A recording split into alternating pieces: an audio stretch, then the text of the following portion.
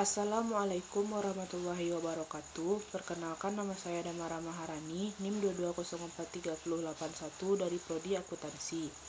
Baiklah, saya akan mempresentasikan tugas hukum bisnis dan regulasi tentang perlindungan konsumen dan anti monopoli.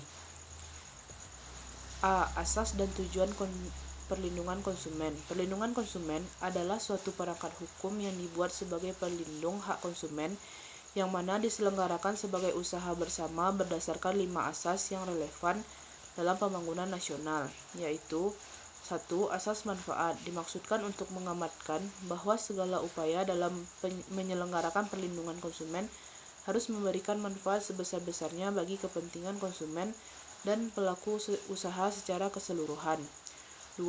Asas keadilan dimaksudkan agar partisipasi seluruh rakyat bisa diwujudkan secara maksimal dan memberi kesempatan kerja kepada konsumen dan pelaku usaha untuk memperoleh haknya dan melaksanakan kewajiban secara adil.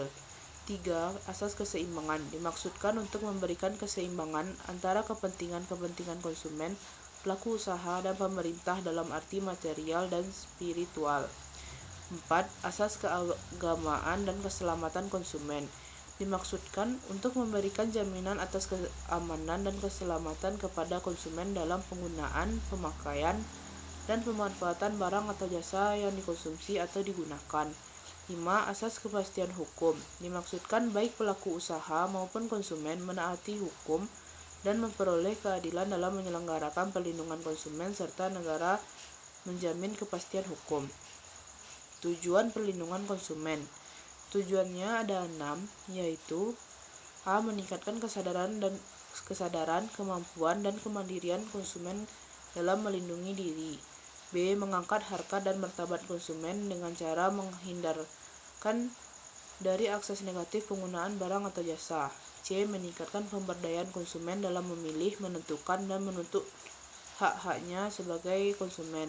D. Menetapkan sistem perlindungan konsumen yang mengandung unsur kepastian hukum dan keterbukaan informasi serta akses untuk mendapatkan informasi.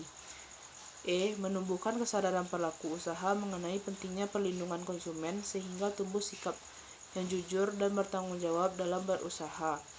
F. Meningkatkan kualitas barang atau jasa yang menjamin kelangsungan usaha produksi barang atau jasa, kesehatan, kenyamanan, keamanan, dan keselamatan konsumen. B. Sengketa konsumen. 1. Pengertian sengketa konsumen.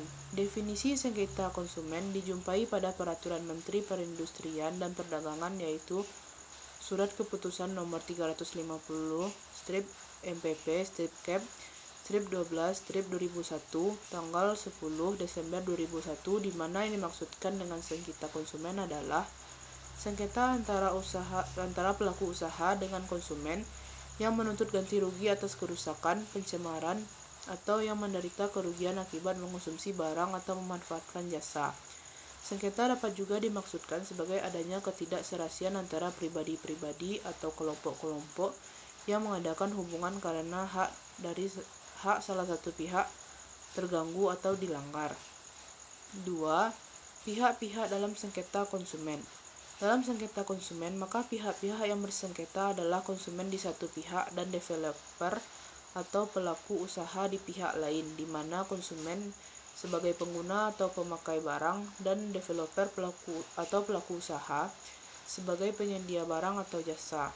Undang-Undang Nomor 8 Tahun 1999 tentang Perlindungan Konsumen menyediakan fasilitas penyelesaian sengketa konsumen melalui 1. Penyelesaian sengketa secara damai. Apabila para pihak yang bersengketa tanpa kuasa atau pendamping memilih cara-cara damai untuk menyelesaikan sengketa tersebut, cara damai tersebut berupa perundingan secara musyawarah atau mufakat antara para pihak yang bersangkutan. Biasanya Yayasan Lembaga Konsumen Indonesia berperan sebagai mediator. 2. Penyelesaian melalui lembaga atau instansi yang berwenang. A. Penyelesaian melalui lembaga atau instansi yang berwenang diselenggarakan untuk mencapai kesepakatan mengenai bentuk dan besarnya ganti rugi atau mengenai tindakan tertentu untuk menjamin tidak akan terjadinya kembali kerugian yang diderita konsumen. Pasal 47 Undang-Undang Perlindungan Konsumen. B. Di pengadilan. Pada prinsipnya, setiap konsumen yang dirugikan dapat menggugat pelaku usaha melalui lembaga yang bertugas menyelesaikan sengketa antara konsumen dan pelaku usaha atau melalui peradilan umum. Apabila telah dipilih upaya penyelesaian sengketa konsumen secara damai dan penyelesaian di luar pengadilan melalui Badan Penyelesaian Sengketa Konsumen, maka gugatan melalui pengadilan hanya dapat ditempuh apabila upaya tersebut dinyatakan tidak berhasil oleh salah satu pihak atau oleh para pihak yang bersengketa. Pihak-pihak yang dapat mengajukan gugatan atau pelanggaran ke pelaku usaha melalui pengadilan menurut Pasal 46 Ayat 1 Undang-Undang Nomor 8 Tahun 1999 tentang Perlindungan Konsumen meliputi A. Seorang konsumen yang dirugikan atau ahli waris yang bersangkutan. B. Sekelompok konsumen yang mempunyai kepentingan yang sama. C. Lembaga perlindungan konsumen swadaya masyarakat yang memenuhi syarat. D. Pemerintah atau instansi terkait apabila barang atau jasa yang dikonsumsi atau dimanfaatkan mengakibatkan kerugian materi yang besar dan korban yang tidak sedikit. C. Badan Perlindungan Konsumen. 1. Pengertian Badan Perlindungan Konsumen. Badan Perlindungan Konsumen Nasional adalah badan yang dibentuk untuk membantu upaya pengembangan perlindungan konsumen. Perlindungan konsumen adalah perangkat hukum yang diciptakan untuk melindungi dan terpenuhinya hak konsumen. 2. Undang-Undang tentang Perlindungan Konsumen. Di Indonesia, dasar hukum yang menjadikan seorang konsumen dapat mengajukan perlindungan ada 7, yaitu A. Undang-Undang Dasar 1945 Pasal 5 Ayat 1, Pasal 21 Ayat 1, Pasal 7 dan Pasal 33. B. Undang-Undang Nomor 8 Tahun 1999 tentang Perlindungan Konsumen atau Lembaran Negara Republik Indonesia tahun 1999 Nomor 42 Tambahan Lembaran Negara Republik Indonesia Nomor 3821. C. Undang-Undang Nomor 5 Tahun 1999 tentang Larangan Praktik Monopoli dan Persaingan Usaha-usaha yang Tidak Sehat. D. Undang-Undang Nomor 30 Tahun 1999 tentang Arbitrasi dan Alternatif Penyelesaian Sengketa. E. Peraturan Pemerintah Nomor 58 Tahun 2001 tentang Pembinaan, Pengawasan, dan Penyelenggaraan Perlindungan Konsumen.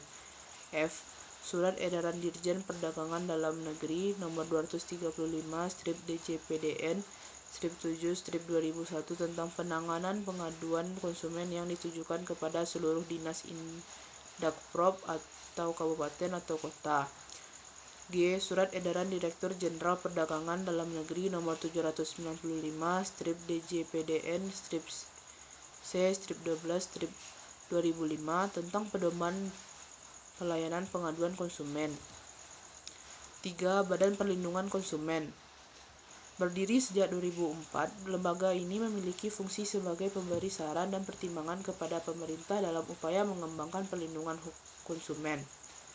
Di bawah Undang-Undang Nomor 8 Tahun 1999 tentang Perlindungan Konsumen, tanggung jawab lembaga ini bukan main-main. BPKN bertanggung jawab secara langsung kepada Presiden sesuai Peraturan Pemerintah Nomor 57 Tahun 2001 tentang tugas, fungsi, serta keanggotaan BPKN. Badan Perlindungan Konsumen Nasional atau BPKN mempunyai fungsi memberikan saran dan pertimbangan kepada pemerintah dalam upaya mengembangkan perlindungan konsumen di Indonesia. Tugas dari lembaga ini yaitu membantu konsumen dalam memperjuangkan haknya, termasuk menerima keluhan atau pengaduan konsumen, melakukan pengawasan bersama pemerintah dan masyarakat terhadap pelaksanaan perlindungan konsumen. BPKN terdiri atas seorang ketua merangkap anggota, seorang wakil ketua merangkap anggota, serta sekurang-kurangnya 15 orang atau sebanyak-banyaknya 25 orang yang mewakili semua unsur, diantaranya pemerintah, pelaku usaha, lembaga perlindungan konsumen swadaya masyarakat, akademisi, dan tenaga ahli. 4. Tugas-tugas Badan Perlindungan Konsumen.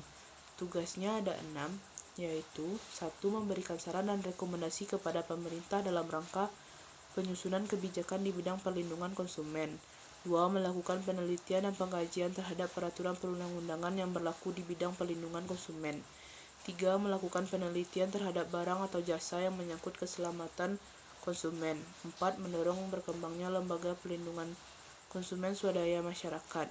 5. Menyebarluaskan informasi melalui media mengenai pelindungan konsumen dan memasyarakatkan sikap keberpihakan kepada konsumen. 6. Menerima pengaduan tentang perlindungan konsumen dari masyarakat, lembaga perlindungan konsumen swadaya masyarakat atau pelaku usaha, dan melakukan survei yang menyangkut kebutuhan konsumen. D. Lembaga Perlindungan Konsumen Swadaya Masyarakat atau LPKSM. 1. Pengertian Lembaga Perlindungan Konsumen Swadaya Masyarakat. Lembaga non-pemerintah yang terdaftar dan diakui oleh pemerintah yang mempunyai kegiatan menangani perlindungan konsumen. Dalam era globalisasi dan perdagangan bebas hari ini, banyak bermunculan berbagai macam produk barang dan pelayanan jasa dipasarkan kepada konsumen, baik promosi melalui media cetak atau elektronik, maupun penawaran barang yang dilakukan secara langsung. Jika tidak berhati-hati dalam memilih produk barang atau jasa yang diinginkan, konsumen hanya akan menjadi objek eksploitasi dari pelaku usaha yang tidak bertanggung jawab. Permasalahan yang dihadapi saat ini tidak hanya sekedar bagaimana konsumen memilih barang, akan tetapi jauh lebih kompleks dari itu, yaitu menyangkut pada kesadaran semua pihak, baik pengusaha, pemerintah, maupun konsumen itu sendiri tentang pentingnya perlindungan konsumen. Selama masih banyak konsumen yang dirugikan, masalah perlindungan konsumen selalu menjadi bahan perbincangan di masyarakat. Hak konsumen yang diabaikan oleh pelaku usaha perlu dicermati secara seksama. Dengan latar belakang tersebut, maka pemerintah bersama Dewan Perwakilan Rakyat atau DPR mengeluarkan Undang-Undang Nomor 8 Tahun 1999 tentang Perlindungan Konsumen atau UU PK yang disahkan pada tanggal 20 April 1999 dan efektif berlaku terhitung sejak tanggal 20 April 2000. 2. Tugas LPKSM menurut pasal 44 ayat 3 UU PK. A. Menyebarkan informasi dalam rangka meningkatkan kesadaran atas hak dan kewajiban dan kehati-hatian konsumen dalam mengonsumsi barang atau jasa. B. Memberikan nasihat kepada konsumen yang memerlukannya. C. Bekerjasama dengan instansi terkait dalam upaya mewujudkan perlindungan konsumen. D. Membantu konsumen dalam memperjuangkan haknya, termasuk menerima keluhan atau pengaduan konsumen. E. Melakukan pengawasan bersama pemerintah dan masyarakat terhadap pelaksanaan perlindungan konsumen. 3. Syarat badan usaha sebagai badan hukum. Syaratnya ada 4, yaitu A. Adanya harta kekayaan yang terpisah. B. Mempunyai tujuan tertentu. C. Mempunyai kepentingan sendiri. D. Adanya kepengurusan atau organisasi yang teratur. Baiklah, sekian hasil presentasi saya mengenai tugas hukum bisnis dan regulasi tentang perlindungan konsumen dan anti monopoli. Apabila saya ada salah kata, saya mohon maaf. Saya akhiri dengan mengucapkan Assalamualaikum warahmatullahi wabarakatuh.